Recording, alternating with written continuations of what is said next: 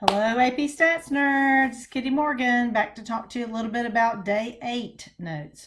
So far we have discussed the shape of the data and the center of the data. Let me find my little pen and see if it's going to work for me today. There it is. The shape of the data and the center of the data.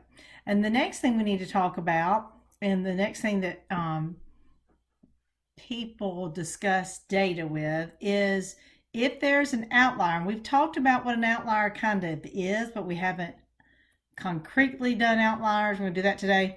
We're going to talk about what is the spread or variability of data. So when people talk about data, they talk about shape, center, outliers, and the variability or the spread of the data. So there's different kinds of spread of data. So the first spread we're going to talk about is the range. And I think most of y'all know what a range is. It is the difference between the max and the min. Right? Okay, so difference between the max and the min. So the range is a single number. It's not an interval, it's a single number. And the interquartile range is the difference between the upper or the Q3, here let's do this, is the Q3 minus the Q1. And that's part of that 5-number summary that we talked about.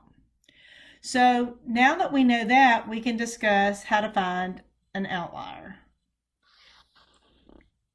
So how far is too far away? That's kind of our question. So it says if we have an outlier, then it falls more than 1.5 times of the IQR above the 3rd quartile or below the 1st quartile. So what we're going to do is we're going to practice that by finding the outliers in our NFL combined scores data. Okay? All right. So I'm going to ask you to stop the video in just a moment. I'm going to ask you to put this in L1. Put that in L1. And then I need you to find your 5-number summary. And when you come back, we'll talk about how do you find the outliers. Okay? All right. So stop the video and do those 2 things, and then we'll come back and talk.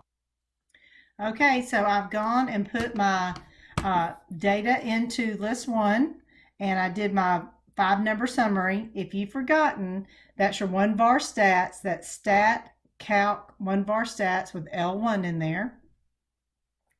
And so now that I have all this information, I can find out where is it. If you go past this, where is that, so that you would be an outlier. So it said that it's Q1 minus, so that'll be to the left of Q1, 1.5 times of the interquartile range.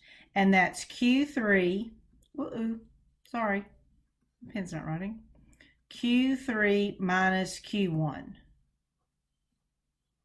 And same thing for this over here. So this is, oh goodness.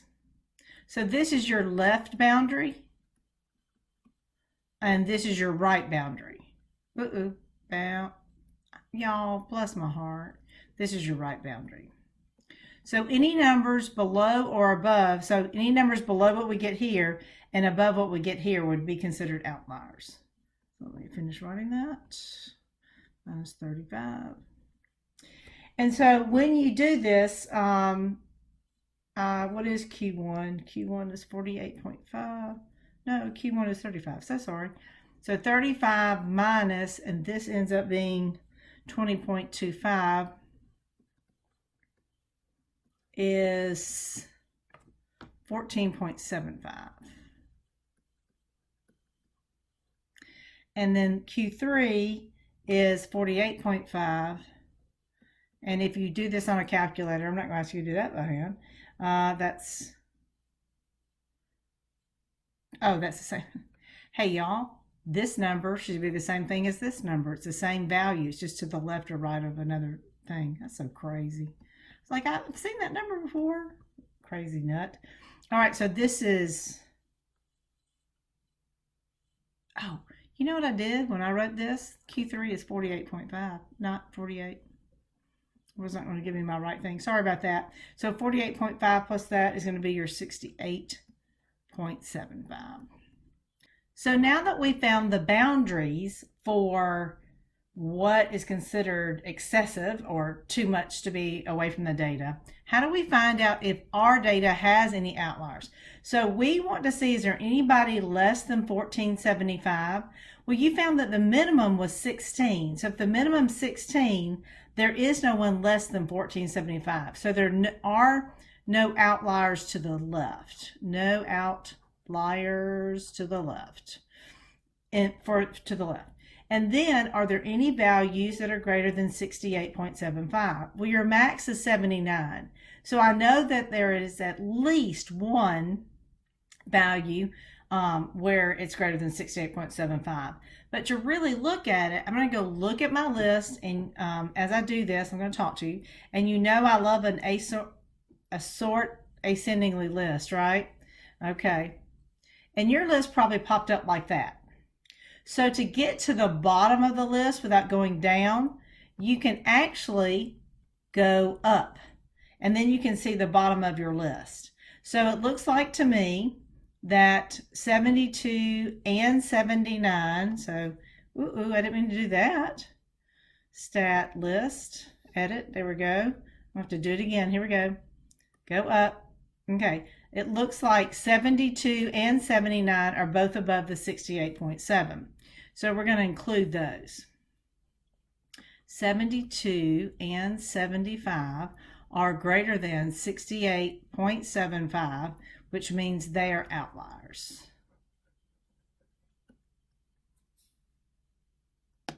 So let's go make a box plot of this so we can make some of this go together in our head, okay? And we'll draw a picture of it. So here we go. I'm going to do second stat plot.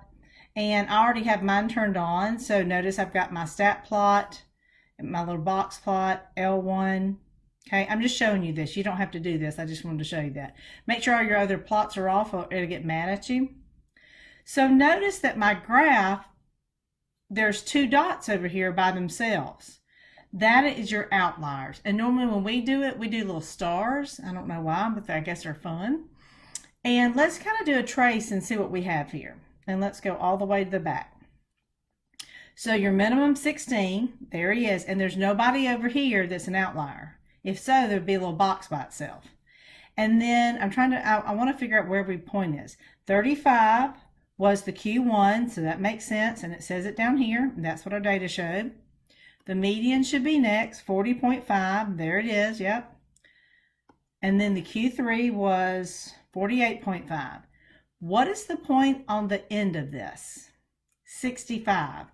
Where did we get that 65? Because I think that that's 72, right? There's 72.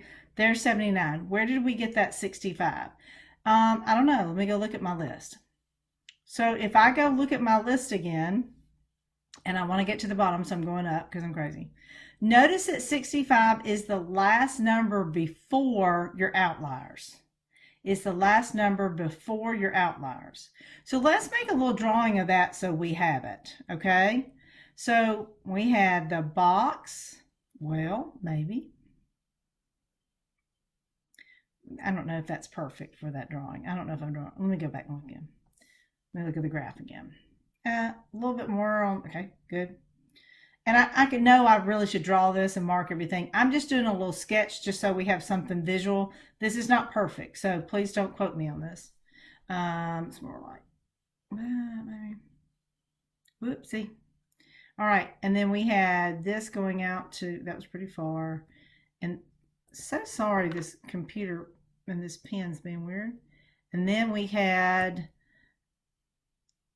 you know, we put a little dot there, and every time I do the dot, my computer doesn't like that. And then you have that star and that star. So that's your outlier of 72 and 75. Oh, I'm sorry, that's 79, not 75, y'all. So sorry. 79. You know, sometimes I'm talking and trying to write at the same time. It didn't work. That's 79. So sorry. There's your 72 and your 79. This is your minimum. That's your min, which is 16. That's your Q1, which is 35. That's your median, which is how much? 40.5. This is your Q3, which is 48.5. And on the end of the plot was the last dot before your outliers. Excuse me. This is not your max or your min. This is actually 65 because these guys were outliers. And so if you draw your box plot with outliers, then the last dot in your actual box part with the extensions is that last data point before the outliers occur. Okay, that's really fun. So we got to grow a little bit from our last box plot thing and talk about what is truly an outlier. Well, I hope this has helped, and now you have a little bit more, and now we know how to really find outliers, and that's going to be important in some of our discussions later on. So thanks so much, and come back and see us again.